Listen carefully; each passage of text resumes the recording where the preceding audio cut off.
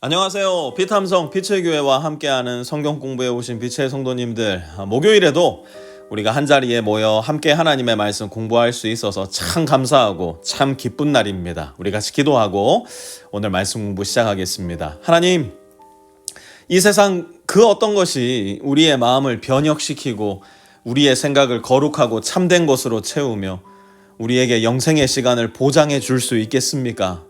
오직 하나님의 변치 않는 말씀밖에는 그 일을 할 수 있는 것이 없습니다. 그래서 오늘도 주님의 말씀 앞으로 나옵니다. 우리 마음에 성령의 빛을 비추어 주셔서 보이지 않던 말씀이 보이게 하여 주시고 들리지 않던 말씀이 들리게 하여 주시며 돌처럼 굳은 내 마음 산산조각 나서 우리의 구주 예수 그리스도처럼 아름다운 모습으로 다시 빚어져 가게 하여 주십시오. 예수님의 이름으로 기도합니다. 아멘. 오늘은 하박국 2장 15절에서 17절까지 말씀 함께 공부해 볼 텐데요. 오늘은 15절과 16절 두 절 말씀만 한번 여러분 말씀 노트 왼편에다가 기록해 보도록 하겠습니다. 15절과 16절만 기록해 보도록 하겠습니다.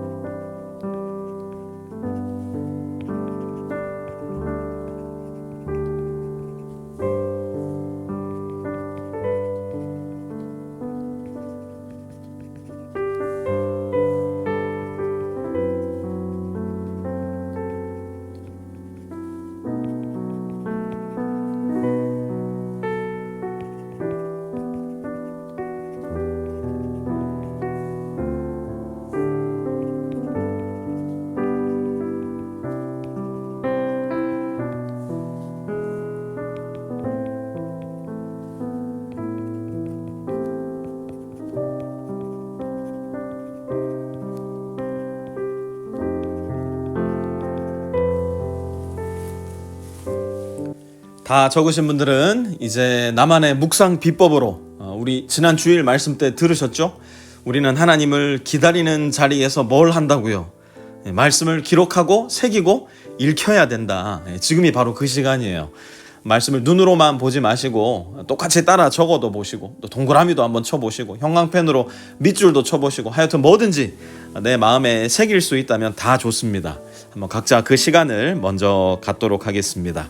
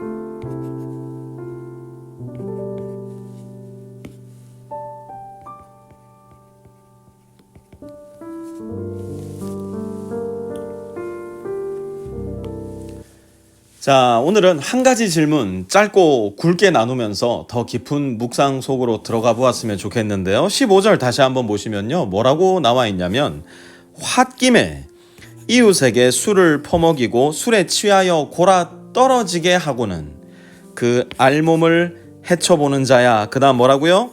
너는 망한다. Woe to you. 너는 망한다. 이렇게 기록되어 있어요. 15절에 기록되어 있는 이 행위, 남에게 술을 먹이고 골아 떨어지게 만들고 그 알몸을 헤쳐보는 이 행위의 의도와 목적은 무엇일까? 이 질문 한번 같이 생각해 봤으면 좋겠는데요. 먼저 15절에 기록된 이 행위를 하고 있는 가해자는 누구인가요? 우리가 계속 같이 공부하고 있었지만 하여튼간에 그 2장에 나오는 나쁜 놈, 나쁜 짓 하는 것들은 다 바벨론이에요. 바벨론. 그리고 이 행위에 의해서 피해를 당하는 사람은 하박국의 눈으로 보자면 1차적 관점으로는 이스라엘 백성들, 더 구체적으로는 남유다 왕국의 백성들이고요. 그렇게 바벨론에 의해서 멸망당하고 유린당했던 수없이 많은 민족과 나라들을 일컫는 말이었어요. 자, 그렇다면 바벨론은 도대체 왜 이 많은 피해 민족과 나라들에게 술을 먹이고 술을 취하게 하고 그 알몸을 드러내게 하는 행위를 한 것이었을까? 왜 그들은 타민족들에게, 왜 그들은 다른 나라의 백성들에게 술을 먹이고 취하게 해서 그들을 발가 벗겼던 것일까? 이유는 간단합니다. 오로지 바벨론 자신의 만족만을 위해서, 오로지 바벨론 자신이 가지고 있는 욕구의 충족을 위해서. 근데 여러분 한번 잘 보세요. 술을 퍼먹이고, 술이 있습니다. 술을 퍼먹이고 술에 취하여 골아 떨어지게 했어요. 이게 무슨 행위입니까? 술이 어떤 한 사람의 외부에서 내부로 들어간 겁니다. 그렇죠?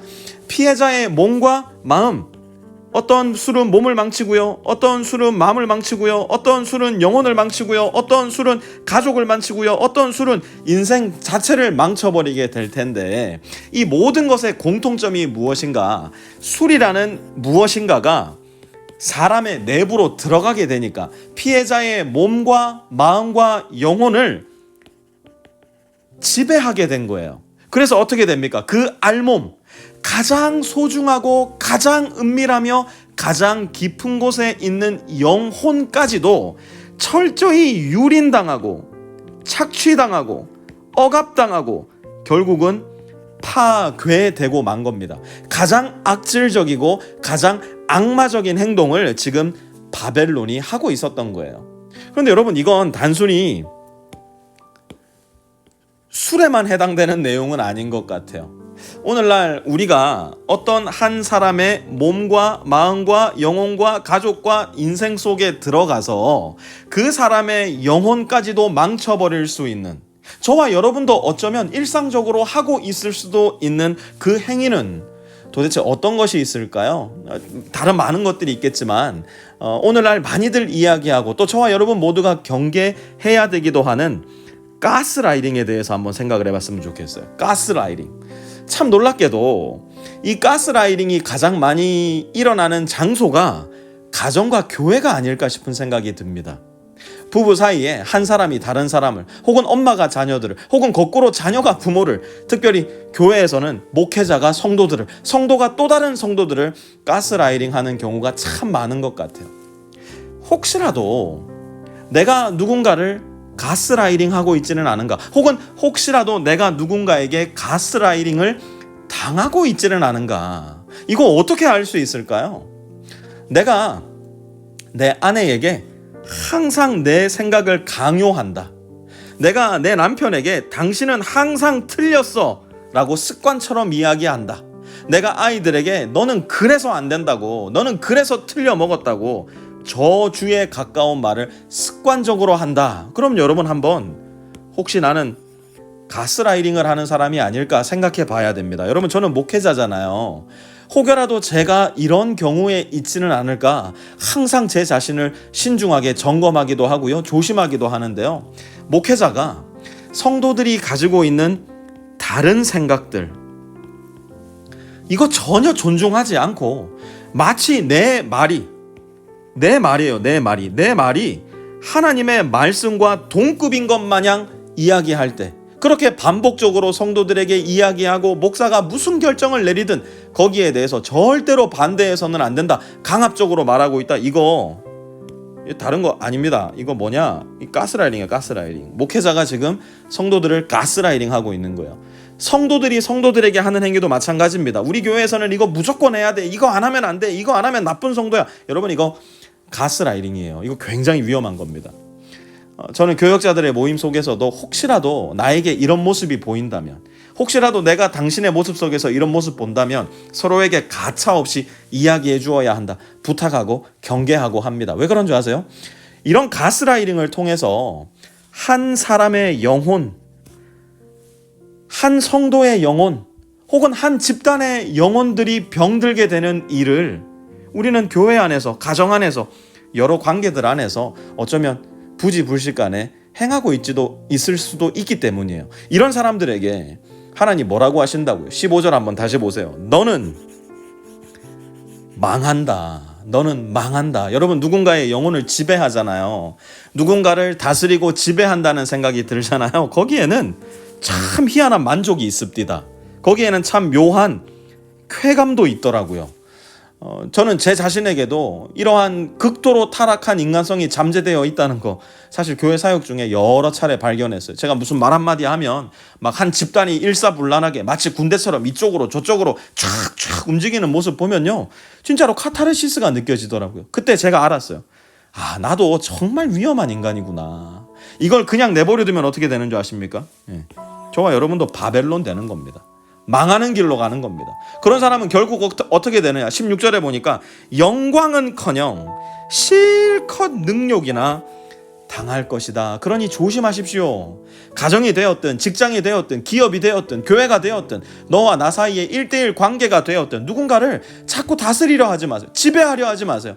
그 사람을 강압적으로 요구하지 마세요. 그 사람과 나 사이의 차이, 다름을 인정하시고 기뻐해 주세요. 물론 그 차이가 하나님께서 극명하게 싫어하시는 죄의 영역에 들어간다면 이야기가 달라질 수 있겠지만 우리가 함께 살아가는 관계와 만남 속에 그런 경우는 대단히 드물잖아요. 부부 사이에 그런 죄의 문제를 가지고 다투는 경우 거의 없잖아요. 그저 나의 선호도, 나의 취향, 나의 성격이 너와 다름으로 인해서 생기는 문제들에 대해서는 여러분 조금 더 너그럽고 조금 더 넓은 마음으로 조금 더 넓은 생각으로 서로를 품어주고 안아줄 수 있다면 하나님 말씀하시는 너는 망한다. 이 망하는 길이 아니라 함께 이기는 길, 함께 행복한 길, 함께 충만한 길, 함께 생명의 길 갈 수 있을 거잖아요. 그래서 오늘은 기혼 성도 부부님들은 배우자에게 이런 말 좀 해주세요. 여보, 난 당신의 있는 모습 그대로가 참 좋아. 하나님이 당신을 이렇게 기가 막히게 지으신 것이 참 감사해. 이렇게 한번 얘기해 주시면 너무 좋겠어요. 특히 우리 형제님들 이런 말 잘 못하잖아요. 제가 한 말 그대로 해줘도 괜찮아요. 그래도 우리 아내에게 힘이 되고 격려가 될 거예요. 또 직장 동료나 친구들 생각나시는 분들 그들에게도 누구야, 누구 자매님, 누구 집사님, 누구 형제님은 있는 모습 그대로 참 아름다우세요.